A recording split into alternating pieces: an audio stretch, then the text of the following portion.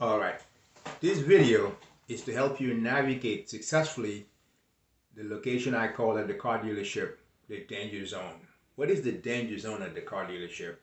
It's what they call the finance office, sometimes called the box. I want to first introduce myself so you know why I have the ability and the experience to let you know the ins and outs of the finance office. Prior to me working as a car salesperson or a sales consultant, I actually worked as a registered investment advisor for 11 years at the tri-state New York, New Jersey, and Connecticut. So I do understand interest, and I do understand compounding, and I do understand how a cost of high interest would affect you in the long term. That said, I'm going to move on to let you know that for 11 years, I worked at the biggest car dealership in the country. I'm going to say just that the name rhymes with Max, M-A-X, Max. The other second biggest, actually maybe even biggest, the initials are A-N. So I do have experience, 22 years combined, working at the biggest car dealership in the country. Today's video addresses the most know before you get into a finance office. I call it finance office because it's important you know that the person you will meet at the finance office has nothing to do with the word finance as you know it. They never attended the finance school. They don't have a CFP. They don't have a CFA. They're not a finance person. They're not there to help you manage your finances. Don't ever make the mistake of assuming that you're getting into an office with someone that is going to help you manage your finances. No. That person that they call a finance manager is trained to sell you products. Why is it so important? It is his role and her role are very important today because of the internet, social media. Car dealerships no longer make money, at least with as much as they wish they could, at the front because they have to advertise prices online, on radio, TV. They actually have to give you what is almost defined as bait prices. A price that you say, oh my God, that's a very good price. I have to go look at this car. They have to do that to be competitive. And some of them already changed to a no haggle prices. So that's right away telling you they're no longer making the money in the old days they were making by playing with the price. So the front end is a very meager business.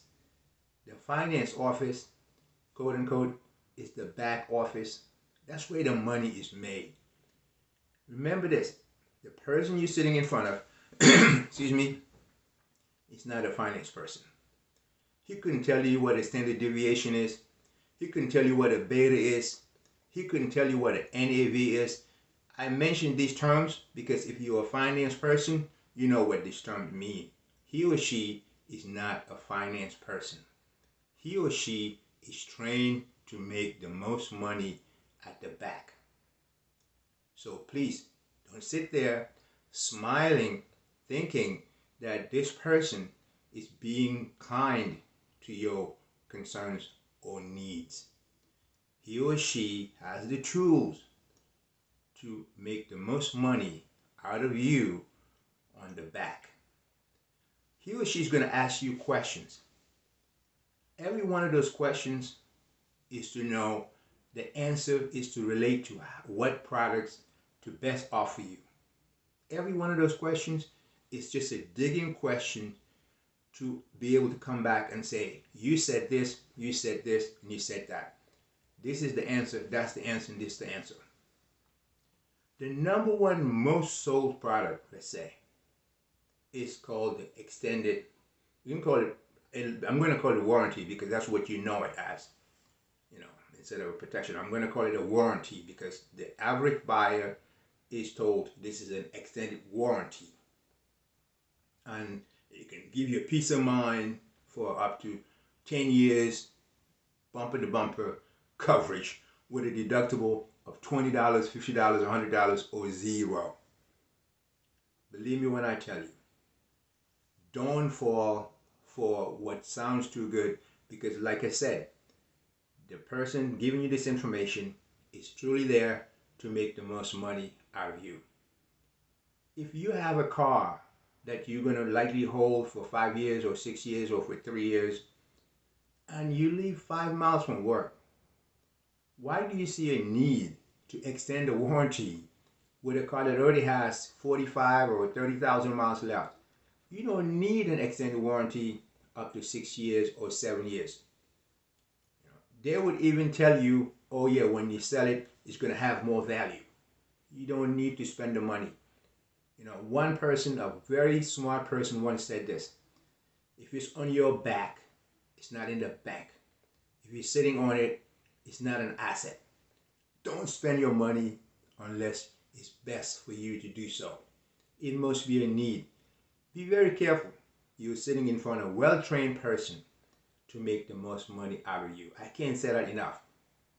So besides the warranty, I'm going to tell you from personal experience. In the old days, like in the mid-90s, one of the companies I worked for, we even sold sunroofs. The car didn't have a sunroof, we will cut a sunroof. Think about that. What is the long-term impact? It may impact you if you have the car for the long term or forever. It may not. But actually, the VIN number of the car, which is the social security number of the car, is never going to recognize the car with a sunroof from the manufacturer. It's going to show it as an aftermarket. When you decide to sell that car, it's going to be a negative impact because it's an aftermarket tool. What else can they offer you? They're going to say, well, how many, let's say, and the question would be, how many kids do you have? Well, I have 2 or 3 kids, an example. Well, how old is the oldest? He or she is 14. What about the youngest? He's a toddler. Guess what? The next proposal would be, or suggestion, or most would be, you should have to add a leather. Why? Because the leather is going to protect your seats from coffee, from the baby spitting or throwing up on the material. So you need to have leather protection. You need to have a leather. Once you buy the car, 2 days from now, 3 days from now, call us, we'll set up an appointment, you come back, and we'll have a leather added. Guess what? Most people say, yeah, that's a great idea, that's a great idea. And they do buy. It's a very popular choice. Another choice, besides the leather, like I said, the sunroof, they go back and say, well, you live in, let's say, New York, or you live in Miami. A lot of cars are stolen. Let's protect your investment. How do they protect your investment? Let's have a window hedge. You're going to hedge the VIN number on all the windows. So when a burglar or a thief sees that, he or she will say, well, I can't resell this car, so they walk away. It's a lie. Sorry to say, it's a lie. The thief is not looking out your window.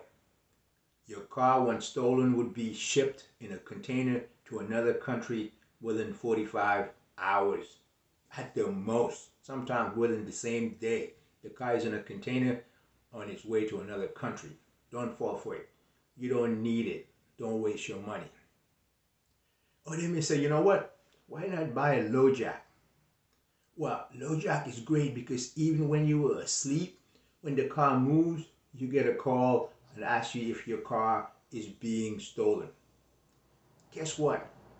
Those that install the low jack are the ones that steal the cars. I'm not going to say every one of them, but they know exactly what to do with a car with a low jack. They know how to disable it because they installed it. If they don't know, they share that information. If you don't know, just Google it. You can easily find out how to defeat a low jack. So don't waste your money.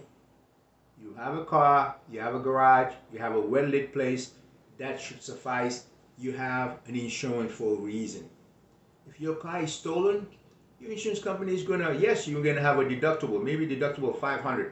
Instead of paying $3,000, you have a deductible of $500 and you'll have your car replaced. Now think about this.